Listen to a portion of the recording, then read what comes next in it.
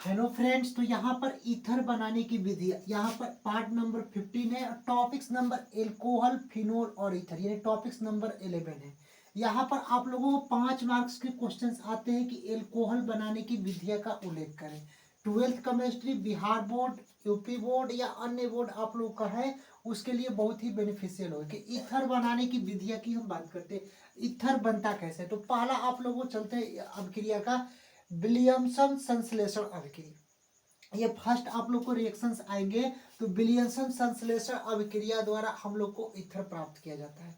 तो सबसे पहले हम लोग क्या करते हैं कि C2H5O और N, इसको हम लोग बोलते हैं सोडियम इथेक्साइड।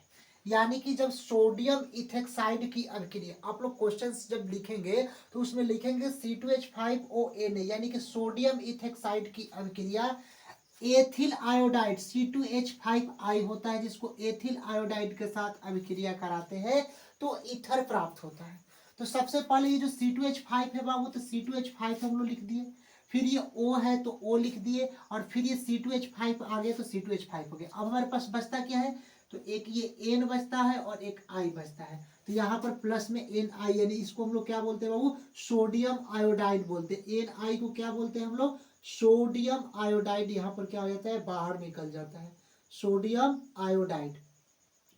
आयोडाइड यहाँ पर बाहर निकल जाता है। अब हमारे पास बचता क्या है, तो C2H5O और C2H5, तो इसको हम लोग क्या बोलते हैं, C2H5, यानी C2H5 इसको हम लोग बोलते हैं इथॉक्सी ईथर। इसको क्या बोलते हैं, इथॉक्सी ईथर। क्यों, C2H5 और O जुड़ा है तो C2H5O, इसको हम लोग क्या बोलेंगे, इथेन प्लस एलॉक्सी जुड़ता है तो इथॉक्सी और इथेन हो गया। या इसी को यहाँ पर इसी को हम लोग क्या बोलते हैं, दूसरे नाम से बोलते हैं। देखिए C2H5 और C2H5 दो को है तो इसको डाई बोलते हैं, और C2H5 को इथाइल ईथर बोलते हैं, यानी डाई इथाइल ईथर भी बोलते हैं। इसी को हम लोग इथॉक्सी ईथर भी बोलते हैं। यानी कि ये विलियमसन संश्लेषण अभिक्रिया इंपॉर्टेंस है कि जब सोडियम इथेक्साइड की अभिक्रिया, यानी सोडियम इथेक्साइड C2H5 और ON, सोडियम इथेक्साइड की अभिक्रिया एथिल आयोडाइड के साथ कराई जाती है C2H5I के, तो हम लोग को ईथर प्राप्त होता है। ये C2H5 यहाँ पर लिख देंगे और O है बाबू तो O यहाँ पर लिख देंगे, C2H5 यहाँ पर लिख देंगे। बचता Na और I, NaI हम लोग क्या बोलेंगे, सोडियम आयोडाइड यहाँ पर हम लोग बोलेंगे। यहाँ पर पहला हम लोग ईथर बना ली। अब हम दूसरा आते हैं एल्कोहल के निर्जलीकरण से। एल्कोहल के निर्जल मतलब बिना जल के। निर्जल का मतलब क्या होता है, नाम से ही होता है निर्जलीकरण, यानी कि बिना जल से, यानी एल्कोहल के निर्जलीकरण से। एल्कोहल का सूत्र क्या होता है, तो एल्कोहल का आप लोग को पता है कि ROH हो जाता है एल्कोहल। R के जगह पर हम क्या क्या ले सकते हैं, CH3 ले सकते हैं या C2H5 ले सकते हैं, और जो OH है इसको हाइड्रोक्सी समूह यानी कि एल्कोहल हम लोग को कहते हैं।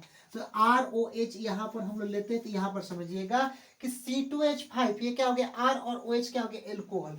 तो जब एल्कोहल को अनार्ध AlCl3 की उपस्थिति में, ये AlCl3 क्या है, प्रेजेंटिंग की दर्शा रहा है, यानी अनार्ध AlCl3 की उपस्थिति में प्राप्त करते हैं तो ईथर प्राप्त करते हैं। इस इक्वेशंस के संतुलित करने के लिए इसको 2 से क्या करते हैं, मल्टीप्लाई करा देते हैं। यानी कि इसमें देखिए वो क्या है, 2C2H5 है, क्या है 2C2H5, यानी कि 2 यहाँ पर C2H5 है तो एक C2H5 यहाँ पर लिख दिए और एक यहाँ पर 2 C2H5 हो गया। अब यहाँ पर समझेंगे O यहाँ पर है तो बाबू O लिख दिए। क्यों, अब यहाँ पर 2 को C2H5 था तो एक C2H5 यहाँ पर लिख दिए। अब बचता है क्या, 2OH बचता है। तो अब यहाँ पर हमारे पास 2OH बच गया, क्योंकि C2H5 दो को था तो एक और एक 2 लिख दिए। अब 2OH को हम कैसे लिख सकते हैं, तो याद रखना है 2OH में से, यानी कि 2 को ऑक्सीजन हो गया और 2 को इसमें क्या हो जाएगा, वो हाइड्रोजन हो जाएगा। ठीक, तो अब इसमें हम लोग 2 ऑक्सीजन या 2 हाइड्रोजन 2OH को लिख दिए। तो एक चीज हम लोग काम करते हैं कि हम लोगों को पता है कि जल का सूत्र क्या होता है, H2O। तो 2 हाइड्रोजन यहाँ पर ले लिए H2 और एक ऑक्सीजन यहाँ से ले लिए, तो केवल एक ही ऑक्सीजन बचा यहाँ पर, H2O यहाँ पर लिख दिए, और जो एक ऑक्सीजन यहाँ पर बचा यहाँ पर एक ऑक्सीजन ईथर के रूप में यहाँ पर लिख दिए, और जल भी लिख दिए। ये क्या हो गया, इक्वेशंस यहाँ पर बैलेंस हो गया। अब इसको हम लोग क्या नाम धरते हैं, देखिए बाबू कि यहाँ पर C2H5O इसको हम लोग क्या बोलेंगे इथॉक्सी एथेन, C2H5O और C2H5 का इसका हम लोग क्या बोलेंगे इथॉक्सी इथेन यहाँ पर प्राप्त हो गया। अब कैसे इथॉक्सी इथेन प्राप्त हो गया, तो हम लोग को पता है कि एलॉक्सी एल्केन आईपीएसी नेम में जुड़ता है, तो यहाँ पर C2H5O तो इसको हम लोग इथेन प्लस एलॉक्सी इथेनॉक्सी, इसको इथॉक्सी, और यहाँ पर C2H5 एल्केन जुट गया तो यहाँ पर इथेन हो गया, तो इथॉक्सी इथेन यहाँ पर हम लोग जोड़ दिए। अब यहाँ पर बाबू तीसरा नंबर आते हैं सिल्वर ऑक्साइड से। अगर आप लोग 5 नंबर में इसको बनाएंगे तो पूरा इसे हिंदी में लिखना होगा। कैसे कि जब सोडियम इथेक्साइड की अभिक्रिया एथिल आयोडाइड से कराई जाती है तो इथॉक्सी ईथर प्राप्त होता है, या डाई एथिल इथाइल ईथर प्राप्त होता है। पूरा इसको आप लोग हिंदी में लिख लेना है, ठीक है। अब हम लोग चलते हैं सिल्वर ऑक्साइड से। Ag2 सिल्वर की बात करते हैं, ऑक्साइड का सूत्र क्या होता है Ag2, यानी कि सिल्वर ऑक्साइड से जब रिएक्शंस कराते हैं तो कैसे कराते हैं कि जब हाइलो एल्केन की अभिक्रिया, थोड़ा सा यहाँ पर समझिएगा मेरा बात, थोड़ा सा आप लोग इसका जो हम बोल रहे हैं उसको थोड़ा सा आप लोग यहाँ पर समझिएगा। रिएक्शंस क्या दिया गया सिल्वर ऑक्साइड से, सिल्वर ऑक्साइड का सूत्र क्या होता है Ag2। तो अब दिया गया है बाबू कि जब हाइलो एल्केन ये R होता है और यहाँ पर X होता है, इसको हम लोग क्या बोलते हैं हाइलो बोलते हैं, हाइलोजन परिवार हाइलो, और एल्केन किसको बोलते हैं एल्केन, इसको हम लोग क्या बोलते हैं एल्केन। R के जगह पर क्या आता है वो CH3 आ जाता है, C2H5 आ जाता है, ये सब क्या होता है एल्केन्स कैटेगरी के ग्रुप एल्काइल्स के होते हैं। तो यहाँ पर समझिए कि R-X ये हाइलो और ये एल्केन, तो इसको क्या बोलेंगे हाइलो एल्केन। तो एक एक दो को क्या है एल्केन्स है और एक से दो क्या है हाइलो है, तो हाइलो एल्केन्स। अब हाइलो एल्केन्स की बात करते हैं तो जहां पर एक्स क्या होता है, ये जो एक्स होता है वर्ग 17 के तत्व होते हैं, फ्लोरीन क्लोरीन ब्रोमीन और आयोडीन, ये क्या होते हैं बाबू वर्ग 17 के तत्व होते हैं। तो अब याद रखना है कि जब हाइलो एल्केन की अभिक्रिया R-X, अब हमको पता चल गया R क्या है एल्केन है और X क्या है हाइलो, तो यहाँ पर हाइलो एल्केन्स की अभिक्रिया Ag2O सिल्वर ऑक्साइड के साथ कराई जाती है, यानी हाइलो एल्केन की अभिक्रिया सिल्वर ऑक्साइड के साथ कराई जाती है तो ईथर प्राप्त होता है। अब यहाँ पर देखिए ये एक R तो एक R यहाँ पर, फिर ये O है तो यहाँ पर O लिख दिए, और एक R है तो यहाँ पर R लिख दिए, ये क्या हो गया ईथर तो प्राप्त हो गया। अब बचता क्या है Ag2 और X 2X, यानी हमारे पास अब क्या बचता है Ag2 और यहाँ पर क्या बच रहा है 2X बच रहा है। देखिए यहाँ पर Ag2 और XX कितना है 2X है, Ag2 को क्या लिख सकते हैं 2Ag लिख सकते हैं, और यहाँ पर 2X है तो यहाँ पर X 2AgX, 2 गो Ag है और 2 गो X है, तो 2AgX यानी 2 गो Ag है 2 गो X, तो 2AgX हम लोग लिख दिए यहाँ पर। इसको हम लोग Ag को क्या बोलते हैं सिल्वर और X को क्या बोलते हैं हाईलाइट, यानी कि सिल्वर हाईलाइट जहाँ पर X क्या होता है फ्लोरीन भी ले सकते हैं, क्लोरीन भी ले सकते हैं, ब्रोमीन भी ले सकते हैं, और आयोडीन भी यहाँ पर हम लोग ले सकते हैं। यहाँ तक आप लोग समझ में आया, दिखाई तो दे रहा है सबको।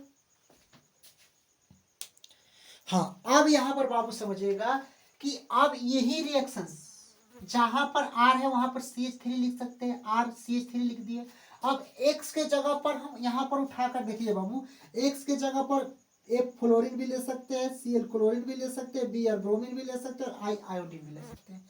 तो जब यहाँ पर CH3 क्या होता है मिथाइल होता है, और इस मिथाइल देखिए CH3 और X के जगह पर यहाँ पर दोनों X है तो दोनों X के जगह पर Br भी लिख दिए और Ag2 लिख दिए। अब यहाँ पर CH3 लिख दिए, एक और CH3 है एक CH3 और लिख दिया, और O है तो O लिख दिया। इसको हम लोग क्या बोलते हैं मीथेन प्लस ऑक्सी मिथॉक्सी, और यहाँ पर क्या है मीथेन है, एल्केन जोड़ दिए तो मीथेन हो गया। अब यहाँ पर बाबू तो ये तो हम लोग जोड़ दिए मिथॉक्सी ईथर हो गया। अब यहाँ पर Ag2Br2 बच रहा है, Ag2Br2 Ag ये 2 और Br2, तो Ag2 और Br2 को क्या लिख सकते हैं, यहाँ पर देखिए Ag2 बच रहा है, Ag 2 गो और Br 2 गो बच रहा है, तो Br2 बच रहा है। तो इसको बिहार नहीं लेकर चलना है, जगह पर लेकर चलना है। कहाँ पर Ag2 को क्या लिख सकते हैं 2Ag लिख सकते हैं सिल्वर, और Br2 को क्या लिख सकते हैं 2Br लिख सकते हैं कि नहीं लिख सकते हैं, तो इसको हम लोग Br लिख दिए तो 2Ag हो गया 2Br हो गया, तो 2AgBr यहाँ पर लिख दिए। अब इसको मिथॉक्सी मीथेन फिर पढ़ लिए, और इसी को CH3O CH3 को और किस नाम से जान सकते हैं डाई, यानी एक और दो दो क्या है, मिथाइल है CH3, तो डाई मिथाइल, और ओ क्या है, ईथर है, तो इसको ईथर, ये सिंपल नामकरण हो गया और इसका IPSC नामकरण हो गया। ये बाबू क्या हो गया, आप लोग को पूरे हम बता दिए ईथर बनाने की विधियां। अब हम लोग चलेंगे ईथर बनाने की भौतिक गुण, ईथर का उपयोग, उसके बाद चलेंगे आगे ईथर के रासायनिक गुण के बारे में। पार्ट 16 में चलेंगे ईथर के रासायनिक गुण के बारे में, उसके बाद ईथर कंप्लीट हो जाएंगे। उसके बाद आप लोग को न्यू टॉपिक से स्टार्ट करेंगे एल्कोहल के ओर।